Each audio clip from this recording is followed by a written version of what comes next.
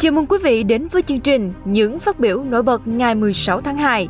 Chương trình cập nhật những gì các lãnh đạo thế giới đã nói liên quan đến tình hình chiến sự tại Trung Đông, cuộc xung đột Ukraine cùng các diễn biến xã hội đáng lưu ý khác. Trong chương trình hôm nay, HOUTHI cảnh báo tăng cường tấn công ở Biển Đỏ nếu Mỹ hành động kiêu ngạo. Nhà Trắng xác nhận Nga đang áp đảo Ukraine tại Avdiivka. Tổng thống Putin muốn ông Biden thắng cử. Ông Trump tái cảnh báo NATO, Mỹ sẽ không bảo vệ những nước không đóng góp tài chính. Nhật Bản nói Triều Tiên đang tăng cường khả năng tấn công tên lửa bất ngờ. Mời quý vị theo dõi ngay sau đây.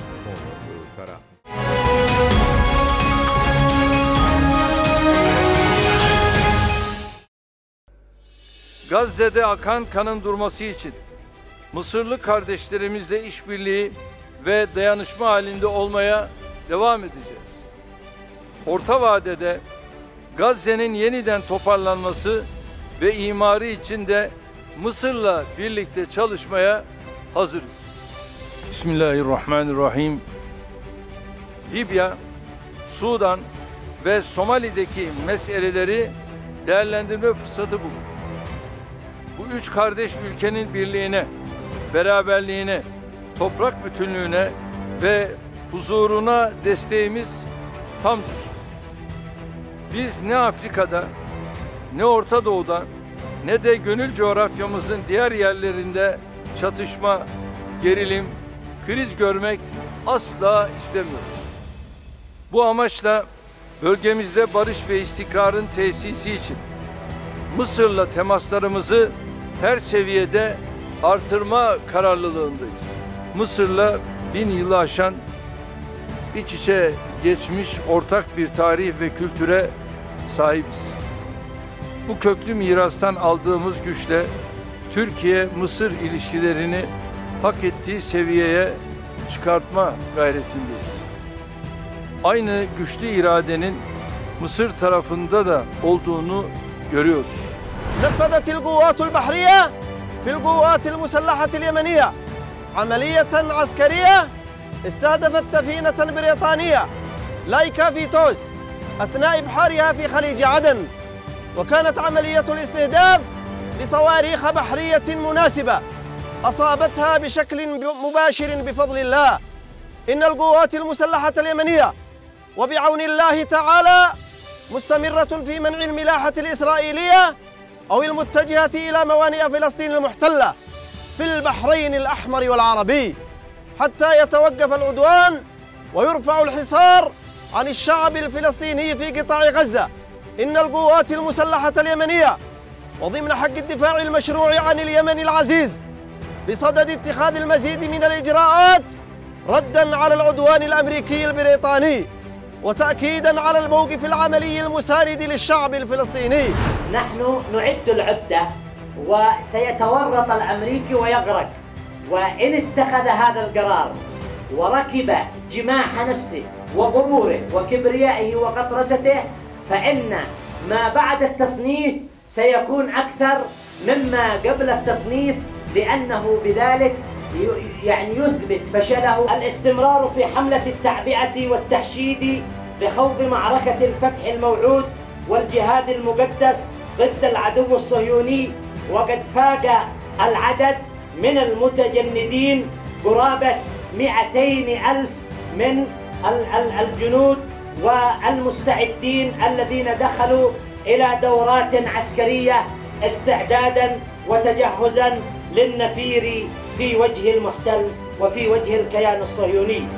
كما يتم حاليا إعداد مشروع قانون بقائمة الكيانات والدول المعادية للجمهورية اليمنية ووضع الكيان الصهيوني على رأسها، وهذا يرتبط بتنفيذ قرار الولايات المتحدة الأمريكية الذي أعلنت عنه بتصنيف أنصار الله كجماعة إرهابية، محاولة منهم لخلط الأوراق والضغط على الشعب اليمني للتوقف عن نصرة الشعب الفلسطيني والتراجع عن الموقف في النصرة لفلسطين. We condemn the demolition of Fakhri Abu Diab's home. He is a community leader in East Jerusalem. We believe that demolition not only obviously damages his home and his family and the lives that they have built there, but the entire community who live in fear that their homes may be next. This has been their family home for generations. Part of the structure dates back to before 1967.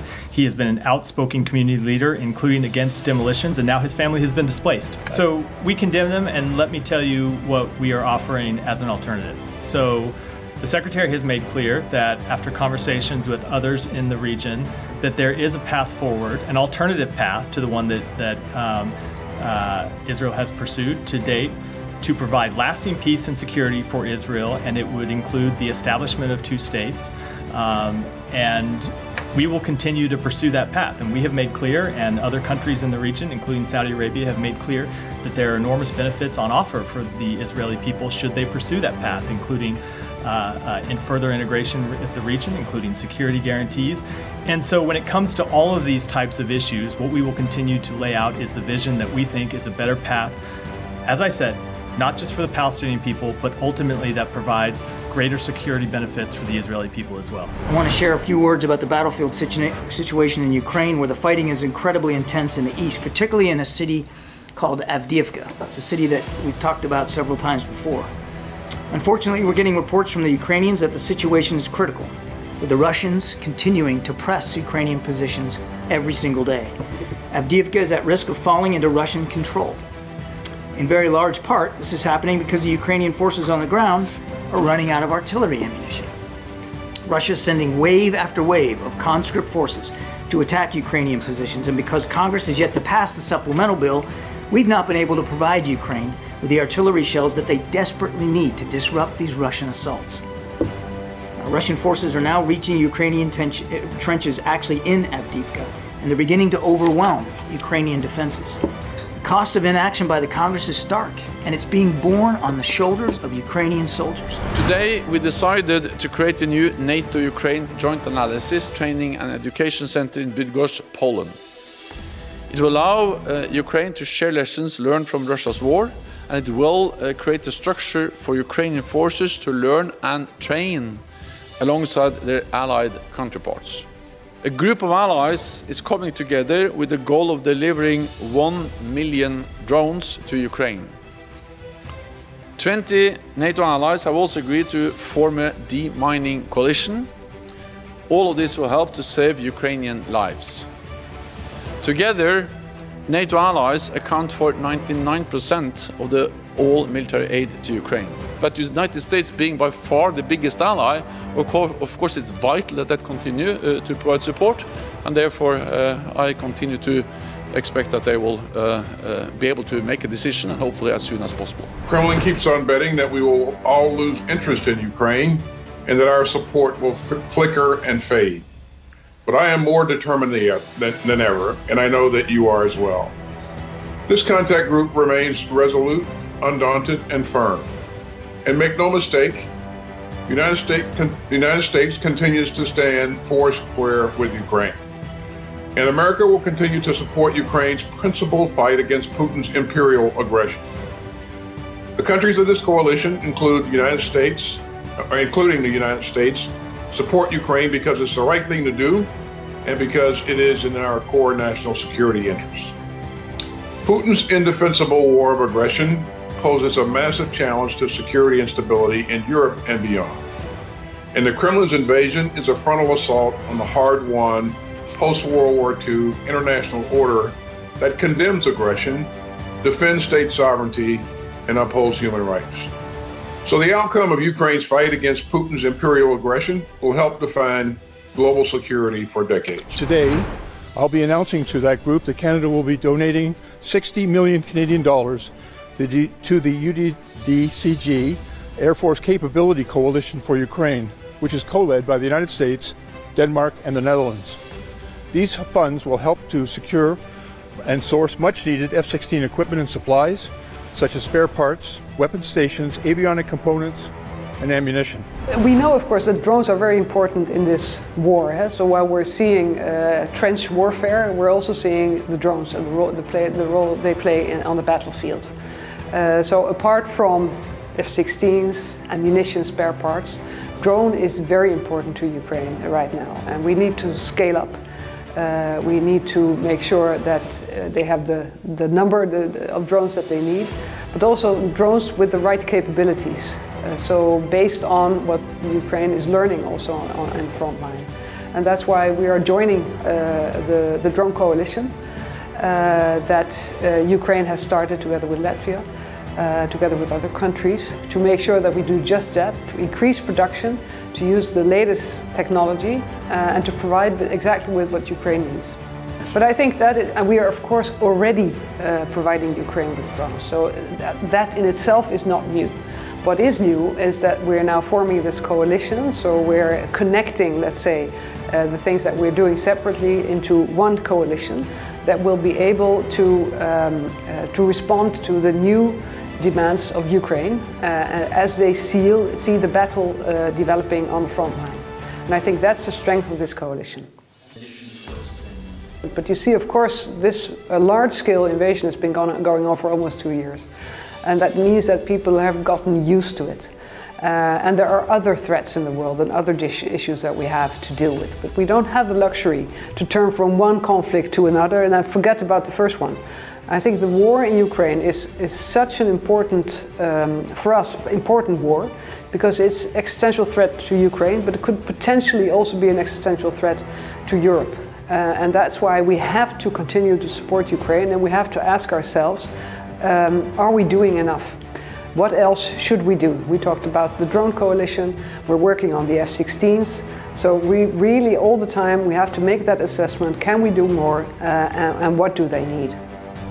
Er ist erfahrener, er ist berechenbarer, er ist ein Politiker der alten Schule.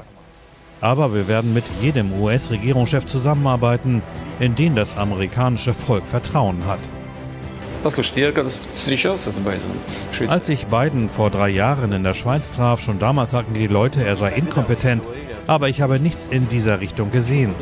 Er schaute zwar ständig auf seine Papiere, aber um ehrlich zu sein, habe ich das auch getan. Es gab also nichts Auffälliges. Wenn wir über das eine Mal sprechen, als er sich beim Aussteigen den Kopf an einem Hubschrauber stieß, zeigen Sie mir jemanden, der sich noch nie den Kopf an etwas gestoßen hat. Wenn es einen solchen Menschen gibt, soll er den ersten Stein werfen. Добавлю также, что мы вплотную подошли к созданию так называемых онковакцин, вакцин против рака и иммуномодулирующих препаратов нового поколения. И рассчитываю, что уже скоро они будут эффективно использоваться как методы индивидуальной терапии. Безусловно, сейчас много ярких открытий, и мы ждем таких открытий в будущем. Развитие медицинских. But one of the heads of the country stood up and said, "Does that mean that if we don't pay the bills, that you're not going to protect us?" I said, "That's exactly what it means. Exactly. I'm not going to protect you." And we got our allies to pay their fair share and bringing in over $400 billion to NATO. They weren't paying their bills. You've been reading about it. I've been saying, look, if they're not going to pay, we're not going to protect, okay? On day one, I will terminate every open borders policy of the Biden administration, and we will begin the largest domestic deportation operation in American history because we have no choice. 北朝鮮は潜水艦や発射台付き車両などのさまざまなプラットフォームからミサイルを発射することで兆候把握、探知、迎撃が困難な奇襲的攻撃能力の強化、これをとしていると見られます。